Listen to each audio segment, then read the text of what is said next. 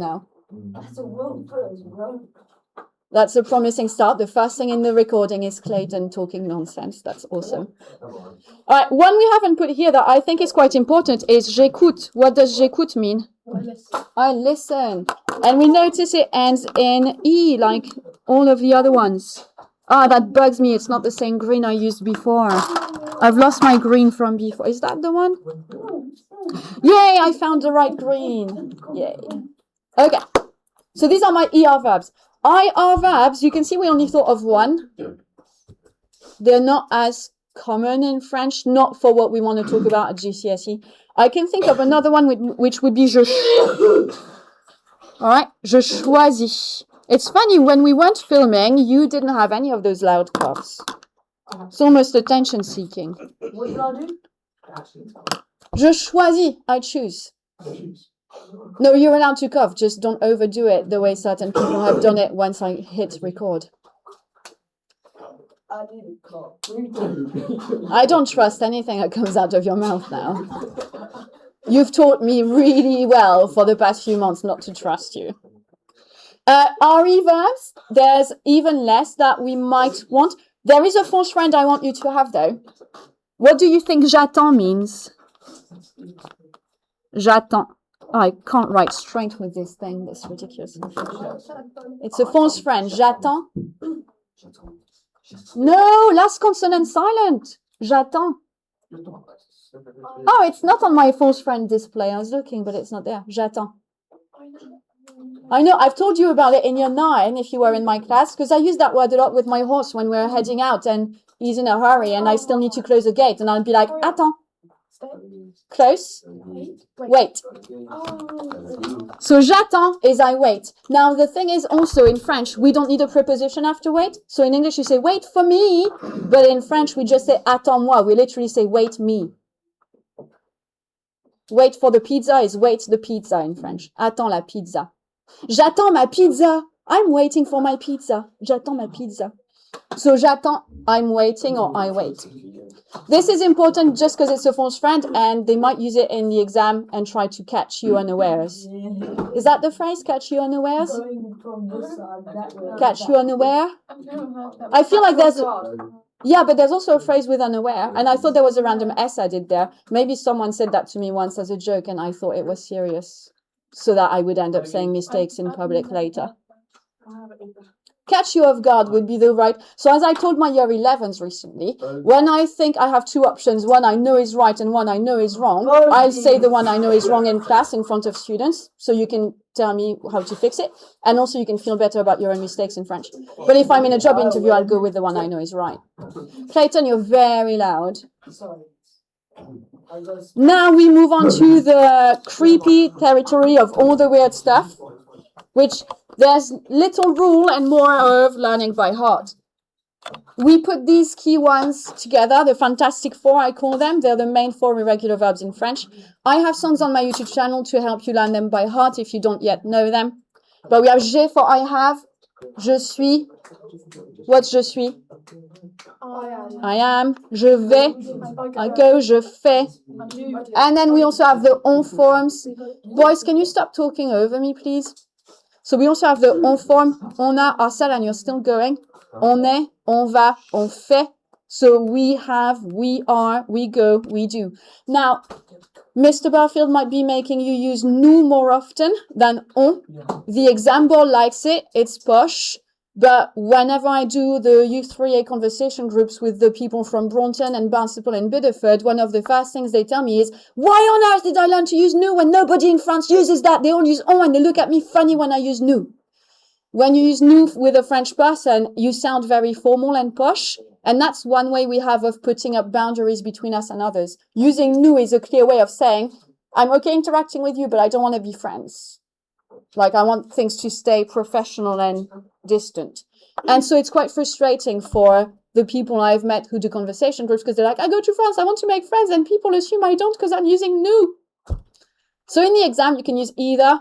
They seem to like nous, but there are other ways to show off without using nous. But if you go to France, use on, especially if you're talking to teenagers. You're not trying to talk to the teenagers like you're the queen. Sorry, the king. I haven't updated my mental images and references. It's the king now. Okay? What's that title say? Fantastic. Irregulars. Bogey! Clayton, seriously. Are we going to have to use choice, chance, consequence? That's my last one. I hope so. So we had, this side was the regular side. Like this half is the regular half. And this half is the irregular half, so to speak. Okay? Now, on top of these Fantastic Fours, we have other irregulars, so we put some here. Do I need to go back to the Fantastic Fours? Should be calling them FF, that will go faster than Fantastic Four. I might stammer less as well. So meanwhile, I'm going to do something here and put a second line to show that that's very different. So this is a work in progress. I'm hiding with my hand, aren't I? So you can see that from the last time I did this, right now I'm like, oh, I need to add something here, and I changed my mind about this and that. So this is something I would suggest you go back over every half term. Every time you add something to your grammatical knowledge, you can go back to your mind map and go, I can add this to this. Or maybe you'll go, actually now, in order to fit something new, I'm going to have to restart the mind map. That's fine. We call that process assimilation and accommodation. Assimilation is when you learn something new and it actually fits neatly onto what you already know. So in this example, we have something new and actually I can easily fit it on my mind map without changing the mind map. Accommodation is you learn something new and suddenly everything you'd learned before is in a new light and you have to tweak everything to fit the new piece. That's called accommodation.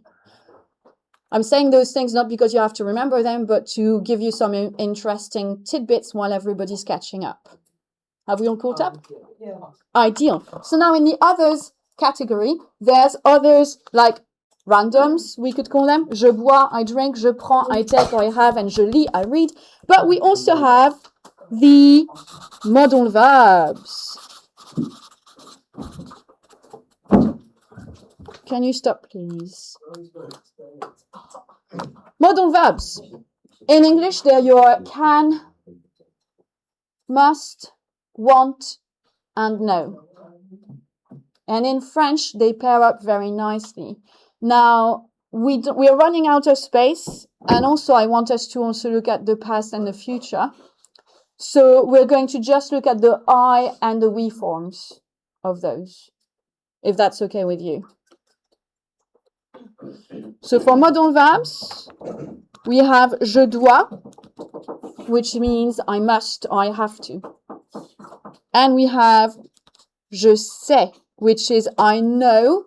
It's both I know information, but more importantly, I know as in a skill. I know how to read, I know how to surf, I know how to swim, I know how to walk, I know how to speak French. So it's more of a skill knowledge. Je sais parler français. You probably in English would say I can speak French for this. Because when you say I can speak French, you mean you have the know-how, you have the skill. Yeah? Je sais nager. I can swim. In French, we say I know how to swim. I have the skill base. In English, you use I can as if it was more of a physical ability. In French, we use je sais because it's a skill you've had to learn. Well, most of us anyway. If you throw a baby in the water, they might not all instinctively swim. So you probably want to teach them the skill first. Unless you hate that baby. Arsalan? Je sais, S-A-I-S. Je sais, I know. My S's can come in two ways. They come in that way and in that way. They usually come that way at the start of a word and that way in the middle or the end. That's just the way I do things.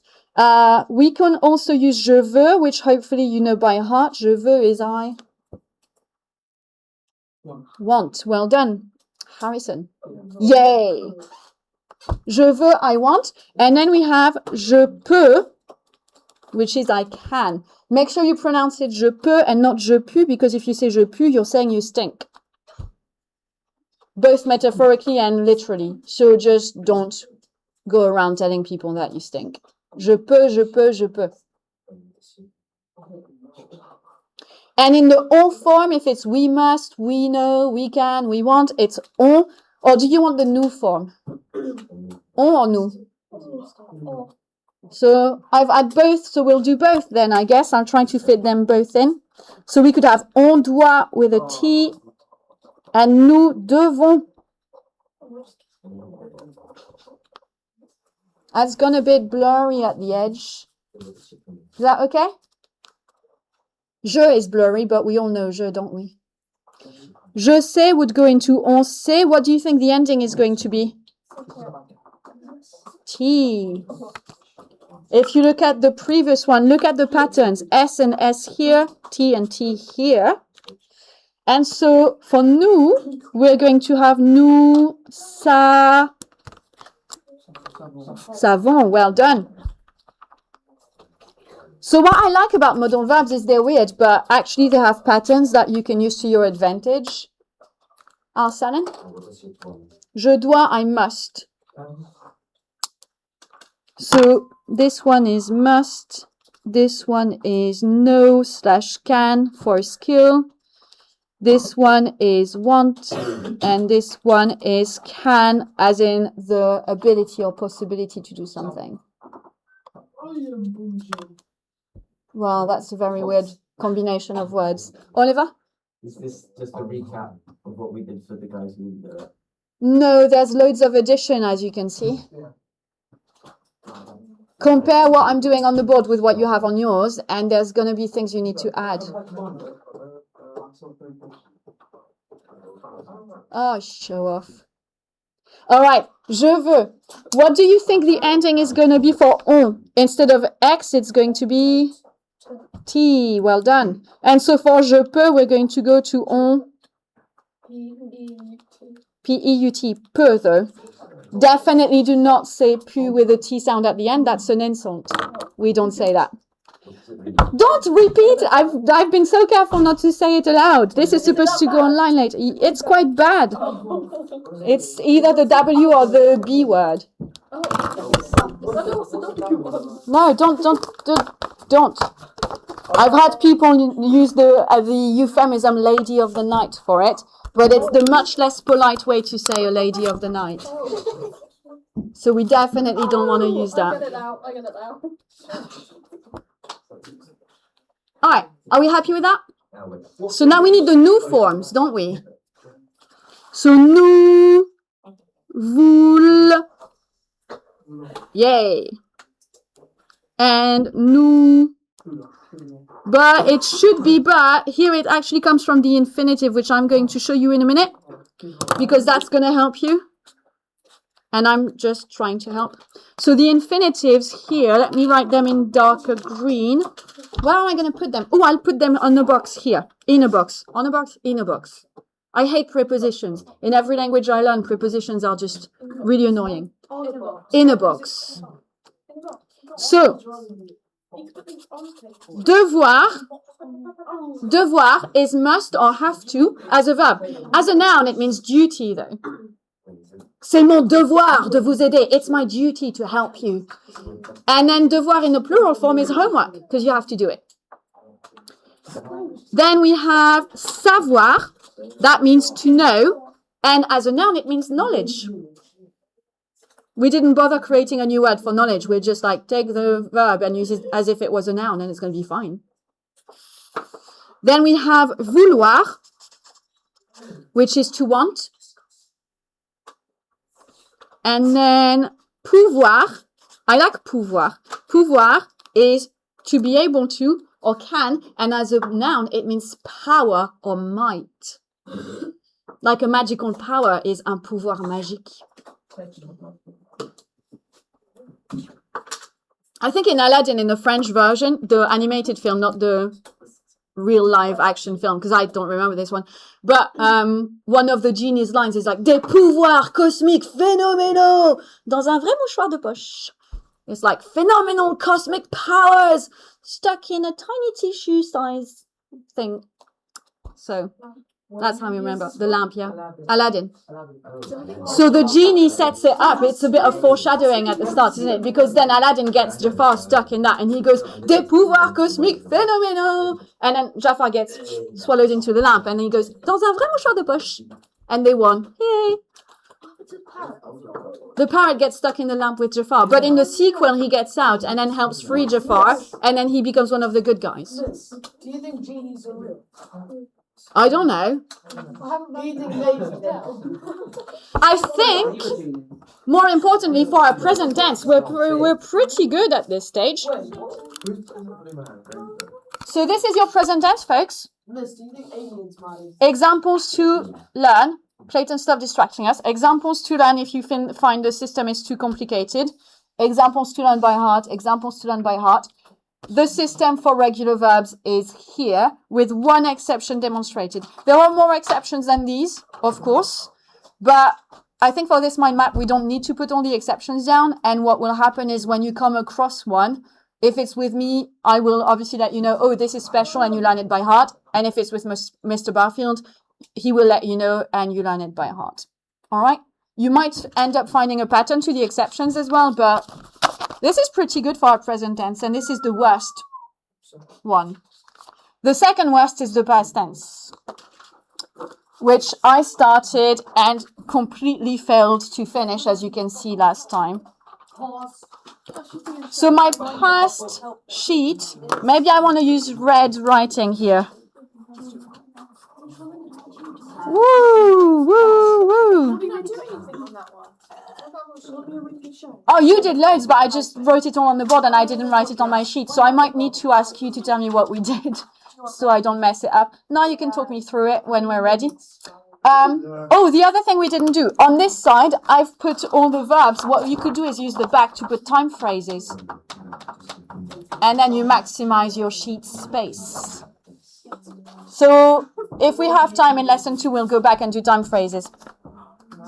Now, my past tense, I've split into imperfect and perfect. And you notice the imperfect is a lot less space than the perfect tense because the perfect tense is a bit complicated. This is where, did Mr. Barfield give you this sheet, the French perfect tense in 3 steps? Right, you can ask him about it in January and I can send him a link to where it is on the system. This is everything you need to know about the perfect tense on one sheet.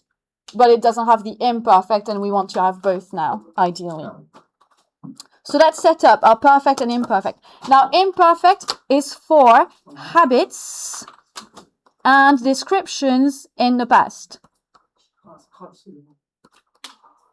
I'm going to zoom in a minute. I'm rewriting it pen because it was in pencil and there was no way you were going to read that. Okay, are we decent here? Oh, no, we're not. That's worse. Is that marginally better? Habits and descriptions in the past. I know on yours there's loads more, but I was doing it all on the board. And then by the time I would have caught up, you would have been waiting, doing nothing for 10 minutes, which was a bit pointless. So I didn't finish mine because it's in my head. So imperfect is habits and descriptions in the past. Perfect tense is actions and events in the past.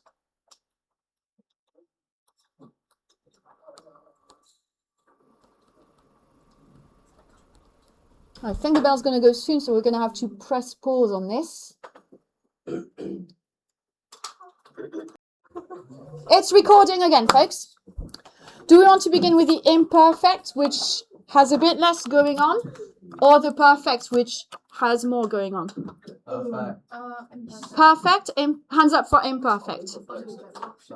Hands up for perfect. I'm sorry, you have only one vote for perfect. Loads of you don't care, and some of you care and want the imperfect first. So we'll do imperfect.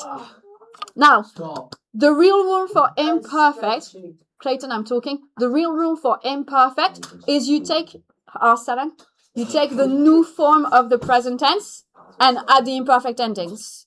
We haven't gone into details of what happens with new in the present tense. So basically, the shortcut rule is you take your stem. Can you see that? Stem. And then you add an ending. And the endings you have to learn by heart. So when I say stem, do we all understand what that means now? Infinitive minus ER, IR, RE. That's the stem, yeah? Question from Elliot. Does that say habits? Habits and descriptions in the past, indeed. So like when I was little, I would get up at 6 and I would jump into my parents' bedroom, wake them up and scream at them to make me my breakfast. I was a terrible kid. That's habits and description in the past. This is not true. I'm just making up random things. I don't think I did that when I was little. The waking up at 6 probably, but I would read a book probably. I was always a bit boring. So what are our endings in the imperfect? AIS, AIS, AIT, IONS, IEZ, AIENT. Boom. I'm getting better at writing in a grid pattern without drawing the grid, actually. Little victories. Tack, tack, tack.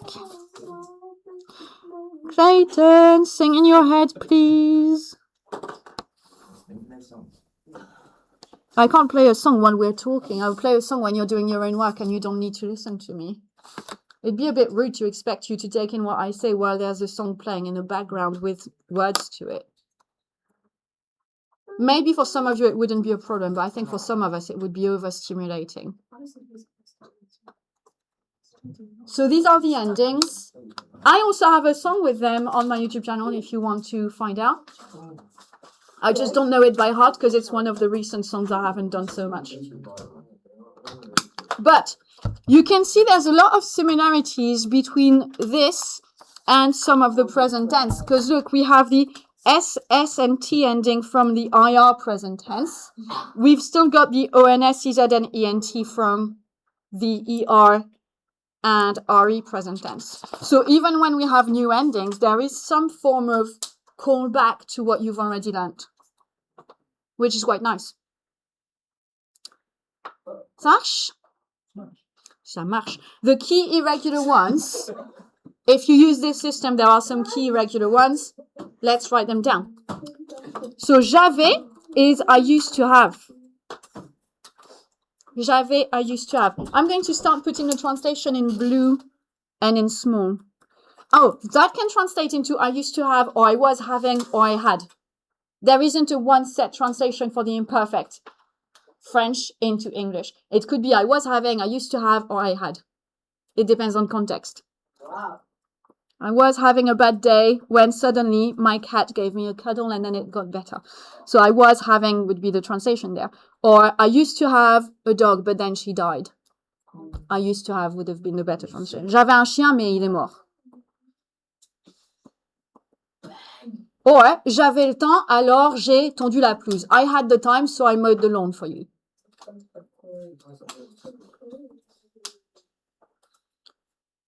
So you can see my translation is written much smaller and in a different color because I want my brain to focus on the French and not the English. Another one is j'étais. AIS is always the ending for je. J'étais, which is I was being, I used to be, or I was. Quand j'étais petite, when I was little, it's not like I'm very big now, but so I was being. I used to be, I was.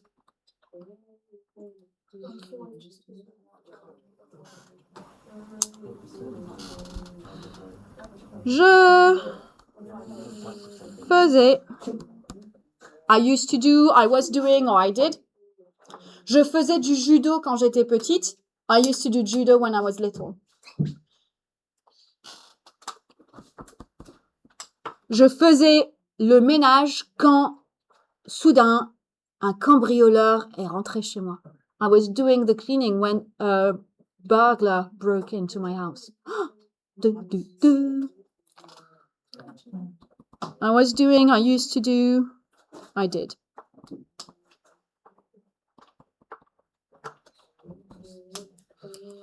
Please, Clayton, stop humming and put the calculator away. Pen in hand, you should be keeping up and making your own sheet. Je faisais, F-A-I-S, A-I-S. Really weird pronunciation, we pronounce it faisait. I have no explanation for it except we're weird. Faisait, faisait, faisait.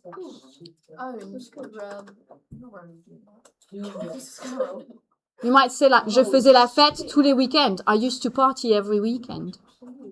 Because in French, we don't say we party, we make the party. Faire la fête. That makes sense because you start faster. Exactly, you have to make it happen. It's like in German, you don't have fun, you make the fun happen. Es macht Spaß. Yeah, but you got to feel. Feel the fun. What's the last Fantastic Four I forget? Oh, j'allais. That's the regular one here, so I don't need to put it in because it works normally. You take aller, take off er, replace it with the ending. Boom, Bob's your uncle. Bish, bash, bosh. I don't know. I got very confused when someone told me that the first time I looked at them. I was like, no. My uncle's Stéphane, and the other one is Alain, and the other one is Joël. I don't have an uncle called Bob. I don't know someone called Bob, actually. I've got very British uncles. You know who I've got as uncles? Steve and Kevin. I wish you'd said Brian. I've got. Let's see them with other phrases. Il y avait is really useful, folks. Il y avait, there was or there used to be. There was or there used to be.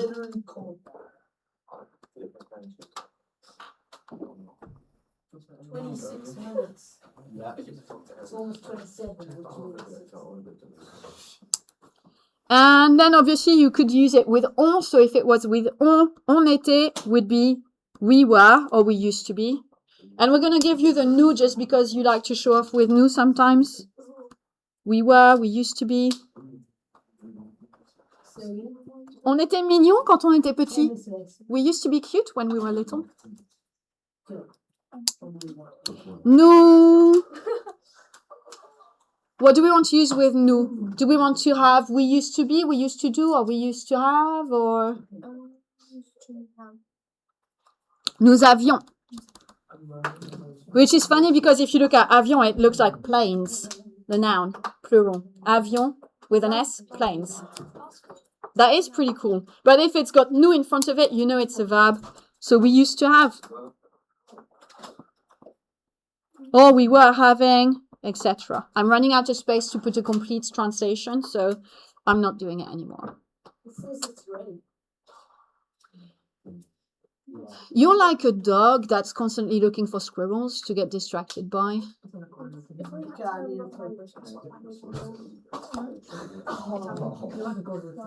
I had an Italian student when I was at Millfield that was pretty much like that. Actually, literally, the room we were at had a view of a tree, and we had to switch where he sat because if he had a view of the window, he would watch the squirrels fight with the crows.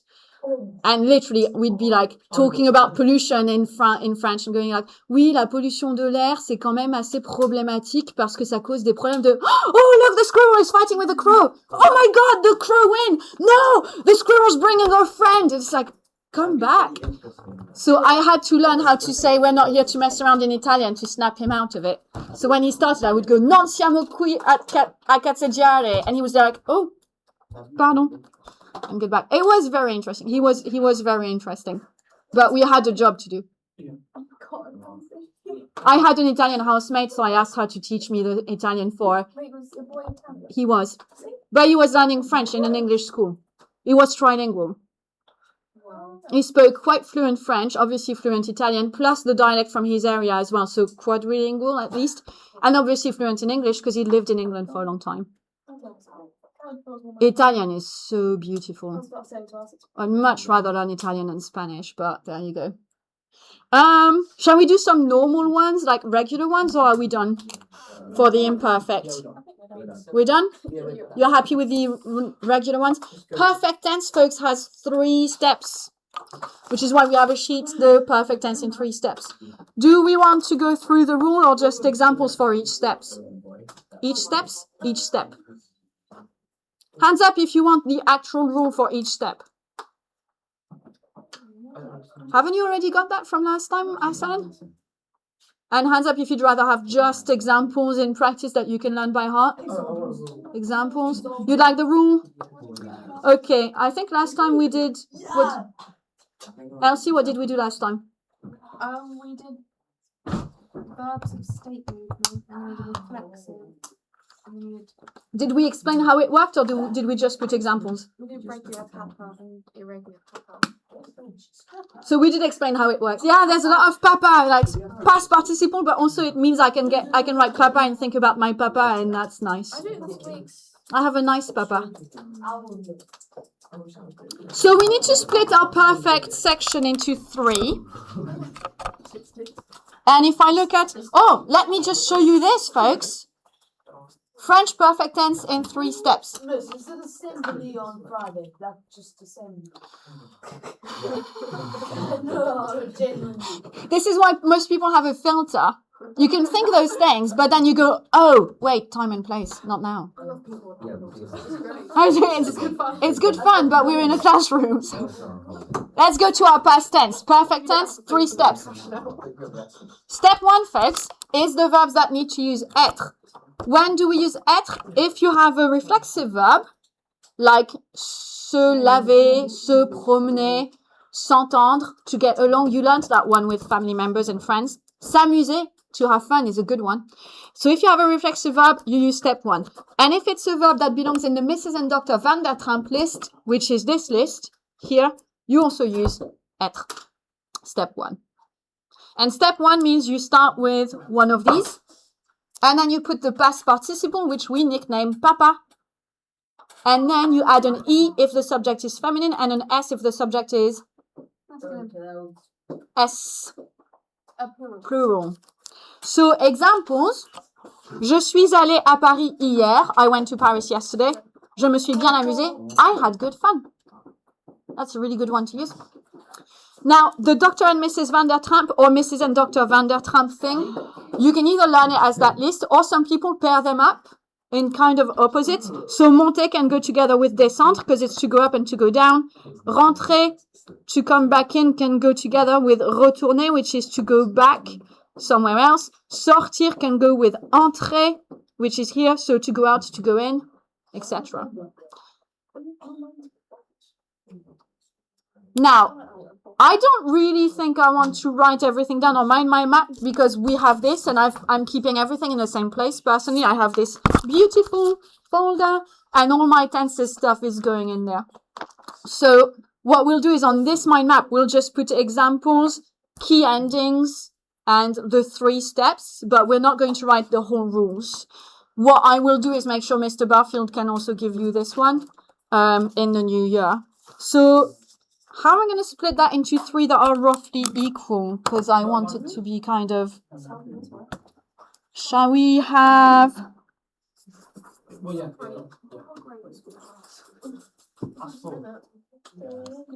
Well, I'm giving myself an extra space in case I realize later there's stuff I want to add in and I forgot. 1, 2, 3. No, that's 3. You scared me there. I know I'm bad at counting past 3, but... Okay. Step 1. I'm writing in red because pink doesn't show as much. So we're calling them steps because of this beauty. It doesn't make sense to French people to talk about steps, but it makes sense with that sheet. It's a bit far away, is it? Step 1. Être, verbs. To be or not to be, that is the question. Être ou ne pas être, telle est la question. So this is for reflexive verbs and verbs of state and movement. VBS is my shortcut for verbs, by the way. Verbs of state and movement. States such as to be alive or to die or to be born. And movement like to fall, to go, to come, to arrive, to leave, etc. Huh? No, I think it's Hamlet, isn't it? The skull. Where? You know, he holds a skull and walks through it. I don't think I've even read Hamlet, but I know parts of it. You have to if you study English at some point, which I did. Oh, I forgot. We need a box somewhere that has what they all have in common because the past participles are pretty common, basically. So that's annoying because the ones that have the same kind of endings are in step 1 and 3. And it makes no sense to have 1, 2, 3, 1, 2, 3. Never mind. I got excited for nothing, which happens. Story of my life. So we'll have a few key examples. Is that the right color? Yes. So for example, je suis allé, which means I went in the past. Je suis allé. What else is quite useful? On est allé. Yeah. On est allé, very useful. Yeah, on est allé en Italie. That would be an interesting tongue twister for you to practice. On est allé en Italie. On est allé en Italie. Nice. You can start slow. What else is useful here? Je suis resté, yeah. My favourite version of you is when you get people out. That is so mean. What? What did you say to me? I said the best version of you is when you get. No, you said my favorite version of you Yeah. What does that mean? is when you get things wrong. No, I said when you get things around your neck. I meant like when you Oh, when you say something that came out wrong. You can't get yourself out of this one. You got to say it. No, not when you get something wrong, like badly wrong. I mean, like when you think something means something else. This is going to be the most surreal video to watch when you're home and telling your parents, I'm working on my French, and they'll hear all the random stuff we get up to and be like, oh my God, no wonder they're rushing to cover the content. We keep getting sidetracked. It's not just Clayton. Alors, je suis allé, on est allé, je suis resté, on est resté. I was going to say tomber, but no, that's just a personal one because I trip and fall a lot, so I thought to fall is useful. But I hope it's not useful for you. Oh, sorti would be quite useful. I went out, je suis sorti, on est sorti.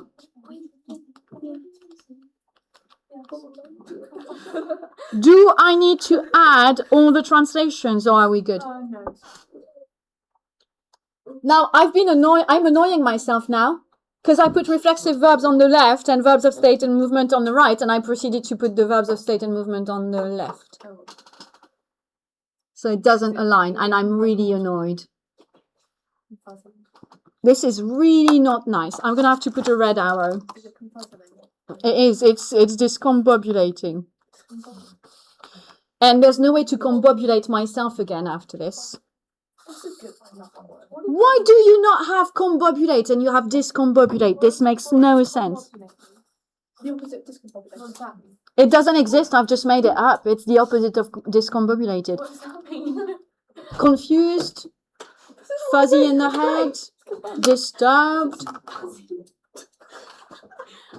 I don't have an English dictionary here. I only have German, Spanish, and French. So Is the word boggled in the dictionary? mind-boggling, probably. Boys, can you stop acting like you're in year 8? Come on. Are you making all your notes, Clayton? Yeah. It's funny. I have a bit of a doubt. Alson definitely wasn't making notes. He was just creating new weapons. So reflexive verbs, I'm just going to give you the ones that I think are really cool and useful, and also one I don't think many students in the country will be using, so it would be quite handy for you. It gives you an edge. So obviously we have je me suis amusé, which is I had fun. Je me suis amusé. So in French, you don't have fun, you entertain yourself. That's what we say. I amused myself.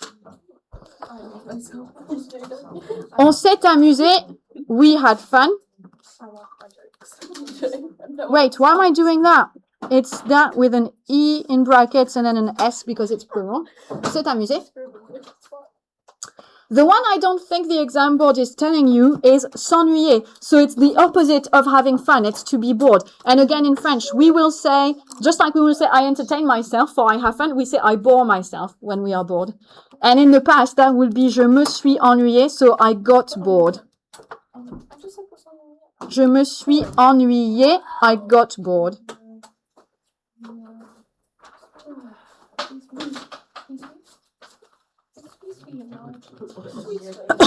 No.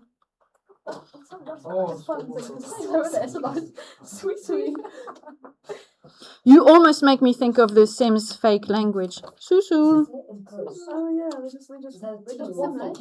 On s'est ennuyé, we got bored. Je me suis ennuyé, I got bored. What's I English? get it. It's just a sim language. What's sim They language? just waffle about random stuff. It just doesn't make any sense. I think it's kind of sounds like me. Imagine if that's your job, devising the Sims language. I bet you get paid loads for doing that. No, Sim. Probably. Because if you think about it, you're doing the voice for like a major game. No, I'm thinking the ones that devise it, that like write it, not the performers. You have to make it up first. Oh, hear me out. I can't think of other reflexive verbs. Obviously, you could say I got on well with, but I feel like that would be better in the imperfect section. So actually, let's put it in my imperfect section. Miss, how good is the mark? I used to get on well with someone is je m'entendais bien avec. That's I used to get on well with blah blah blah. That's quite useful.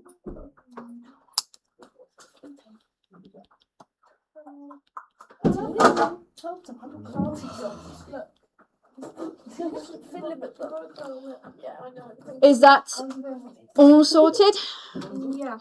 Step 1 is done. Now step 2 and 3 are both using avoir, but step 2 is the irregular papa and step 3 is the regular papa.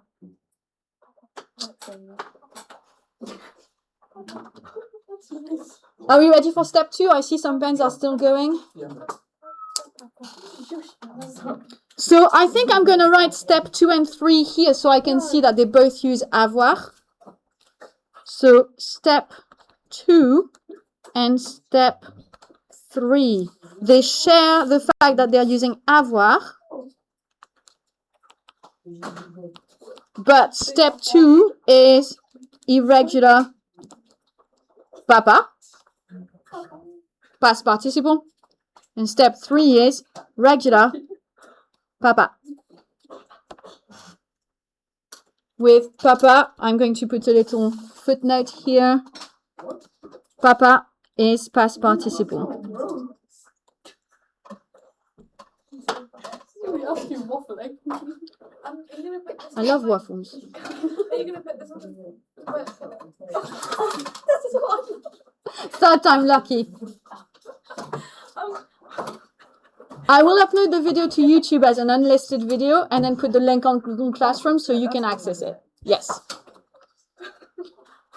It's helpful when other people know what you mean, though. I had, my first few years, I had a student in my tutor group and in one of my French classes. I loved him because he always knew what I meant when my mouth malfunctioned. And when I was trying to organize a new game, and I was like, right, we've never done this before, but I think this is how it could work. And then I would get confused and he would go, do you want me to give it a go? And I was like, yes. And he would explain. I'd be like, that's exactly what I dreamt up last night. Thank you so much. I swear he was magic. And then he left and now I don't have an interpreter anymore. It's annoying. We never have weird questions here. It's not a weird question. Okay. In your brain, do you think when you're like annoyed about something in your brain, do you like shout? Oh, it's nice because I get double the swear words. In my head, I can swear in French and English and a bit in German too. You shout to yourself in English. In English, because funnily enough, actually shouting swear words in French, I grew up knowing that was wrong and being told off if I did. But when I learned the English swear words, I just learned them as a word, like the same I learned rain and dog and cat and bubbles. And so the F word and the sh word in my mind, they don't necessarily have the same emotional association as the French. So I feel less guilty when I swear in English than when I do in French. That being said, now that I've been in England a while, my mom has said I swear a lot more in French than I used to, which is problematic because I have young nephews and goddaughter and niece, and they're like, when it's grown up, it's fine, but please don't do that in front of a 3-year-old. And I'm like, my bad, sorry. I do swear a lot outside of school. So if I socialize with someone from school for the first time, they have a bit of a shock. They go, we thought you were very articulate and smart, and suddenly you have a sailor's mouth. But You speak to your cat and horse in French. Horse in French, cat in both French and English. My horse ignores me if I speak in English because he knows it's not for him. Which is nice because sometimes I'm holding 2 horses and I need him to slow down and the other one to speed up. And I can say to the one in English, come on, let's go, let's go, let's go. And I can say to mine, doucement, doucement. And he knows to ignore the come on, let's go, which is handy. Do you have a French Horse. speaking? No, not speaking. French listening English horse. Wait, do you have horses? No, but sometimes I take another horse with him. You have horses. We do like, we team up. We team up with the other owner. So I have the one, but he lives with English-speaking horses. Nello. Like hello, but with an N. He's the cutest. He's the best. You see we talk about waffling. He only knows one English command. He knows open the door in English. He nudges doors open for me. So if I'm on him and there's a gate, I lean open the gate and then ask him to nudge it open for me. That's useful. I wrote myself into a corner here. Who is that? Who was that? But I was like, ghost. Like your voice is going right now. Been ghostly. Where do we put the avoir part? Oh, question. Do we need to put all the avoir parts or are you good with them? You're good with them, aren't you? And they're in our green sheet anyway. If you've used the same color code as mine. Right. Irregular papa. What are the main ones we wrote? Share, honor, and then it was like a little Oh, yeah, it's the thing same one. with Jew, and S, and then arrow like manger. Right, so those are regular though. You're about to break it down. Okay, Oh, you took that. boys listening please. So we're going to actually start with step 3 and write down the system for the regular papa, so regular past participle. So regular past participle will basically take away ER and put E acute instead. Take away IR and put I instead. Take away RE and put U instead. Sarah and Oliver, can we try and sit up and get back to work? So for example, I'm going to put a box around that because that's the key rule. I like highlighter boxes. And then we'll put a bunch of examples around. So, j'ai mangé, which means I ate. Exactly, I cooked. We're going to put on a fini, which means I finished. we finished. Elle a perdu. Elle a perdu. She lost. Yeah, elle a perdu son sac. She lost her bag. Elle a perdu mon chocolat. She lost my chocolate. The drama. I thought Spanish. Finito is Spanish for finished, and fini is French for finished. Well, when I used to learn Spanish in like primary school. Well, as far as I know, anyway. Yeah, it was like F. It was literally like French, but it was like fini in Spanish. Finite? No, it was just. So el fin is Spanish for the end, F-I-N. That was it. El fin. There is no fini in this dictionary, but finito is finished in Spanish. Fino is fine or thin. Right. In Harry Potter, right? That's just. No, hear me out. All the spells are like Latin, but they put them around a bit. Did you not know that? Kind of, but I just remembered it. She studied Latin and French in university, so of course she used Latin in her. There's a lot of things in the book that you know if you know Latin from the start. Sirius Black. Sirius is the name of the constellation of the dog. Of course he's going to transform into. Lupin means wolf in Latin. That's why he's a wolf. Exactly. And he's called Remus, and Remus and Romulus were part of the legend in Rome, and they were raised by a wolf. And were they the ones that like made Rome? Remus and Romulus. Yeah, They were the Romulus. ones that fought Harry. Harry. Romulus killed Remus, didn't he? And founded Rome. It's like called Rome and not Remus. Exactly. Like, hear me out. Finite, incantato. Yeah, end of the enchantment. This is so cool. Okay, really cool. I'm like, your realization. This is very cute. Emotionless. Do we want more examples of the past? We're gonna put a non-binary one. We haven't put a non-binary pronoun in a while. Il a... What have they done? Marcher.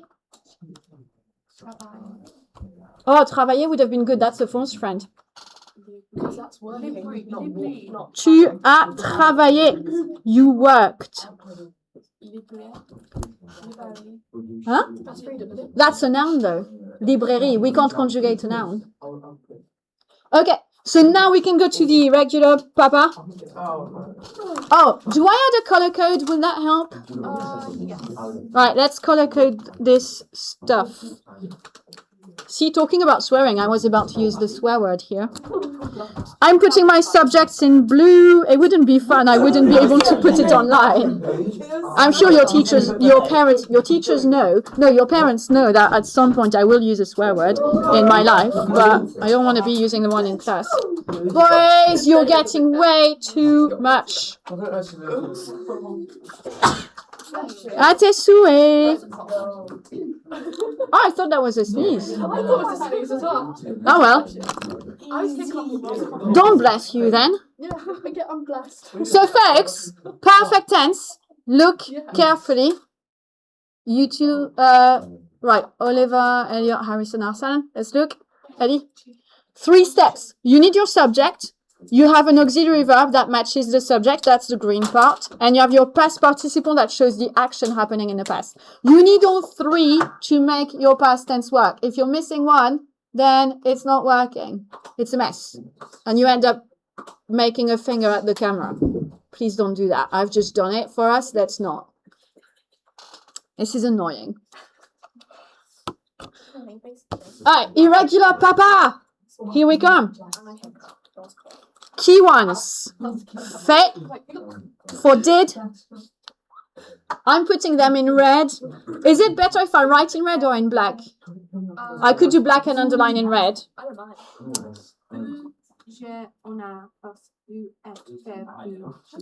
So fait is a really useful one. Pris is a really useful one. Lu is a useful one. Bu is a useful one. Vu is a useful one. U, U and été, they're real, but I don't think they're that commonly used. We put 2 of them. I know we put them. I'm just trying to think, in which context will you ever need to say j'ai eu?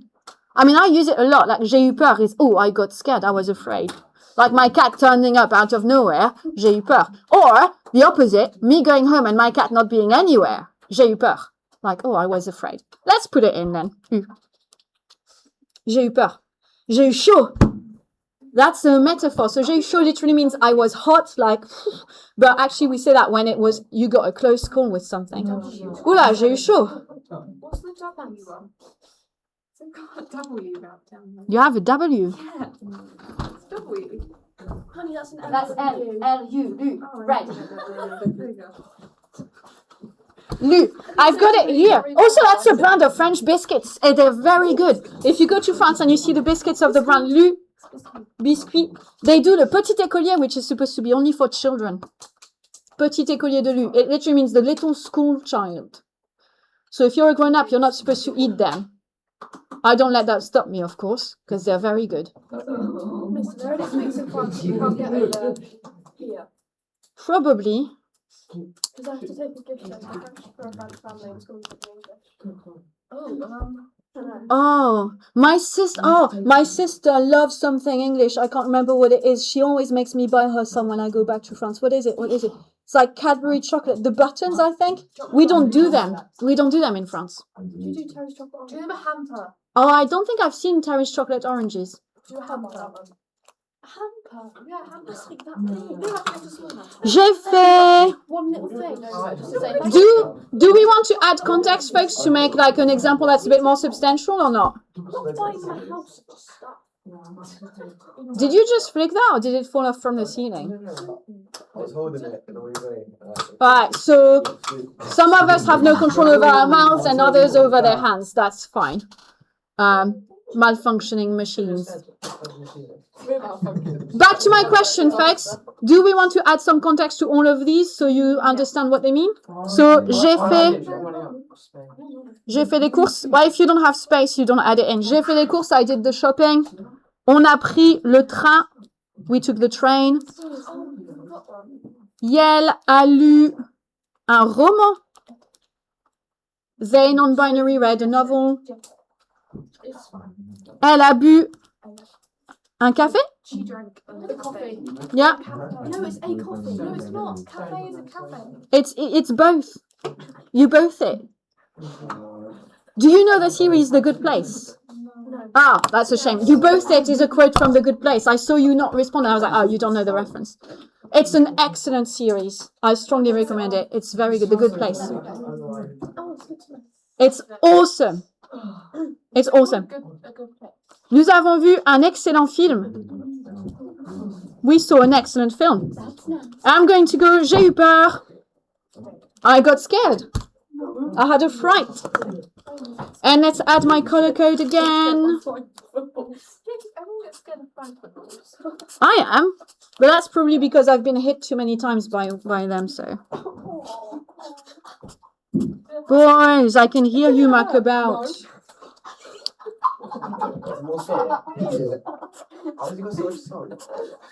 This is hilarious. If you hit my football, did it hurt? No. Fine. It kind of hurts though. I was just being sarcastic because Elsie, you said you got hit by a football and Elsie went, did it hurt? And I looked at her and went, Oh yeah, no, loads of I've been hit so much. That's why I have a bit of a scaredy cat reflex. Whenever there's a flying object in my vicinity, I'm terrified it's going to hit me. I don't scream, I just go,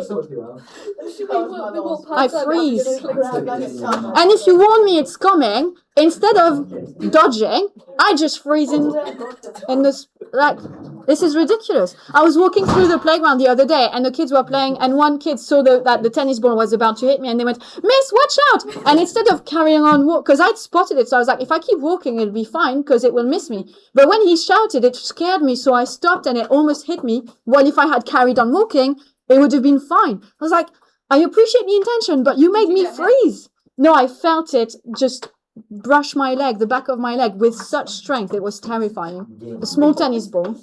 I think it came from the opposite. It came from this end of the playground, and I was by room 19. The strength, that was crazy. Anyway, it's not as good as the day I tripped and dropped an entire bin behind me with all the year 10s waiting for their PE lesson to start. You know when they used to have like ropes between bins to stop people going a certain way? And I always used to like lift it and go under. And someone one day was like, you're ridiculous, just step over it. And I was like, if I do that, I'll probably fall. They were like, oh, come on, you're not that bad. So the next time it happened, I stepped over it. And then there was a gust of wind. So that lifted the rope while I was busy having my second foot going through. So I fell, scratched my knee, ripped my tights, and the bin that it was tied to just collapsed and all the contents just went all over the place. And I think, to be honest, most of the year 10s that were waiting, they were like, oh my God, are you okay? And when I said yes, then some of them started laughing a bit. Years ago, back in COVID time, Mr. Ovi was there, and he kindly, when he realized I was fine, he kindly collected all the bins content and put it back in so I didn't have to. Nice. Future tense, folks. We don't have much time. I'm really sorry we didn't end up practicing. Boys, sit down, please. Let's go to the future and finish that. Near future is the favorite one because it's got no exceptions whatsoever. That way around, please. 2 sections for your future. Near future. Simple future is a little bit more complicated. Obviously, you use the future to talk about the future. So the near future is your equivalent of going to. I'm going to do something. Like Clayton is going to focus and stop making noises. Oliver's going to put pen to paper. Eddie's going to leave my display board alone. All that is near future.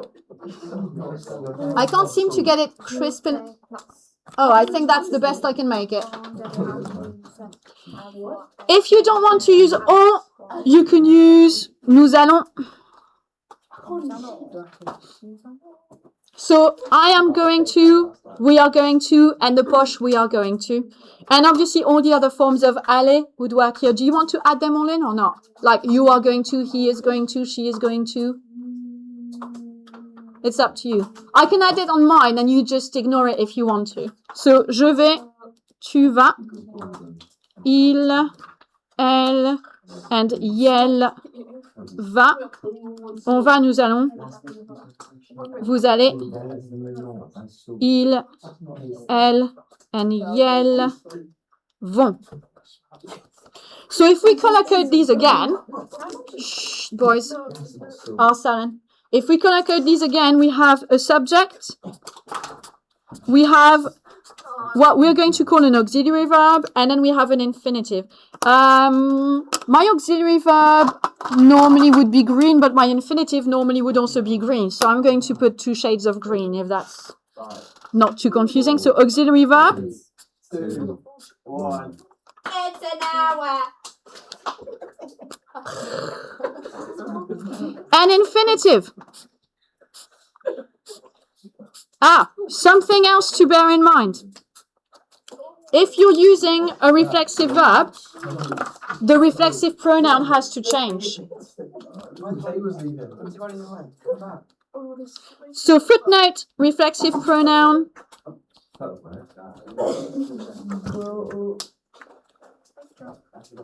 needs to match the subject.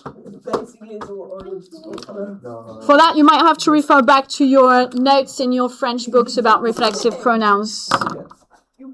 Yeah? This is not very pleasant. So, je vais jouer, I am going to play. On va manger, we are going to eat, etc. Je vais jouer. ER. When you're using the future, you always have an R because it's the future.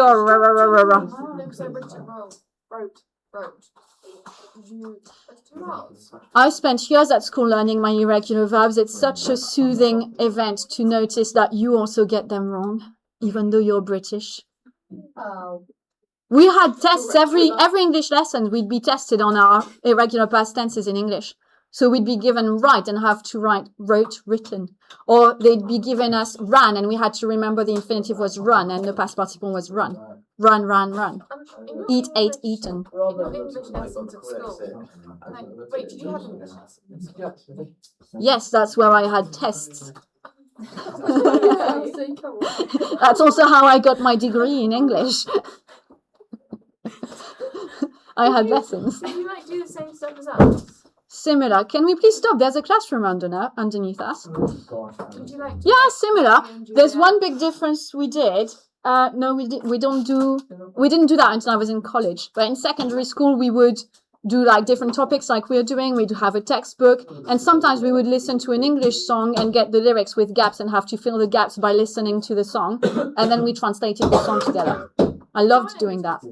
Can you stop making a mess? My classroom is not a place for you to create a mess and leave it, which people often do. Yeah, everybody tells me they will clean up and then they don't. So I don't trust this anymore. Simple future. It's only called simple because it's made up of one word, not because it's simple. So it's simple as opposed to compound, not simple as opposed to complex. Okay? That's the equivalent of will. Whoa, that'd be boring though, Minnie. Now, did we write anything for the future? Yay! We're caught up. Alors, the rule is you use the stem plus endings. Your endings are coming from the verb avoir in the present tense, so they should all ring a bell. It's AI, AS, A, ONS, EZ, ONT. These are your simple future endings.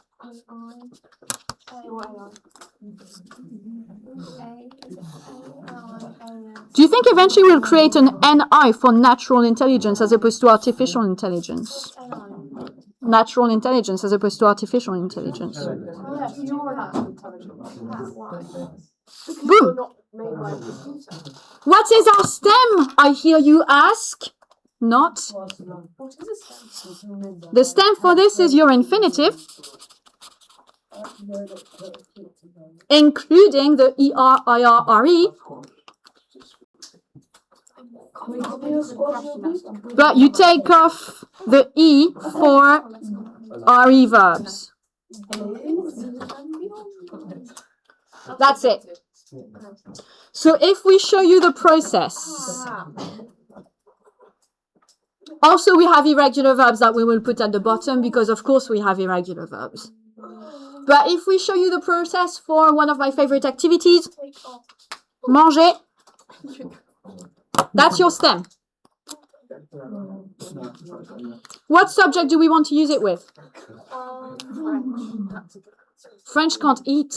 Yeah, nearly. No, We need a subject that can eat. I know you said what subject. Yeah, as in a subject pronoun. Yeah. Ah, you did a pun. Yay, that was very punny. Ha. Thank you. Oliver, question. I have a suggestion. About the subject I should use for eat. Who's going to be eating? Me. Oliver, who's going to be eating? Harrison. Okay. Of course. Now, Harrison, is that singular or plural? Singular. Am I Harrison? Am I talking to Harrison or am I talking about Harrison?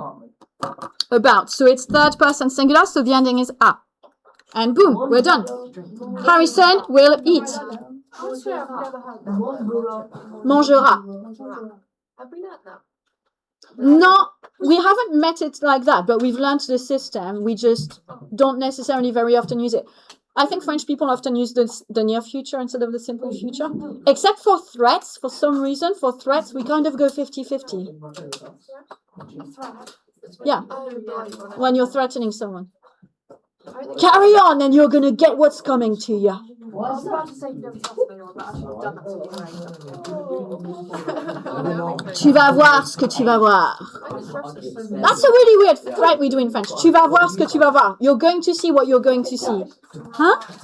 It's like, yeah. But if a French person told me that, I'd be a bit worried. Even though literally the meaning is ridiculous. Now, let's look at a third group verb. So, someone's going to have to wait. Question. Attendre ends in RE. Do we take the whole infinitive or do we do something before we put the ending? The whole. Take off E for RE verbs. So do I include the E or not? Take it off. I don't include it. I take it off. So I leave it as it. Who's going to be waiting? Not me. Elsie? Yes, I'm gonna leave early for. Theoretically, me too, for my duty. This is my stem. So what's the ending matching for Elsie? It's also A. Yeah, because we still have singular, third person. A. Exception for stems.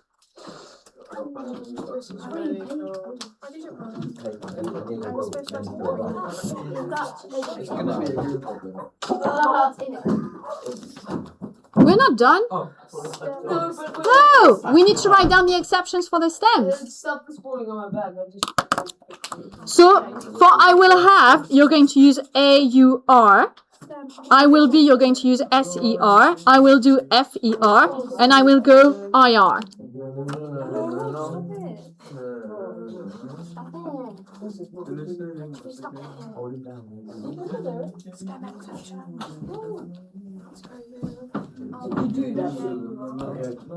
And we also have them for modal verbs, but do we want to learn them or not? Like I will be able to, I will know, I will want. Elsie says yes to everything, and then we can sort out what we want later. To be honest. No, but I'd be similar. Like, let me make all the notes, and then later on I can decide which ones to learn. You said yes to someone and right away. Eddie, face forward. We are almost done.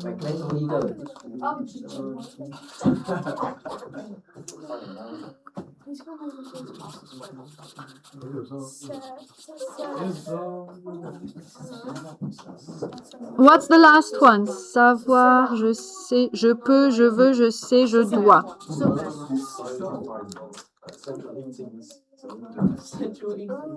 Ah, wrong color.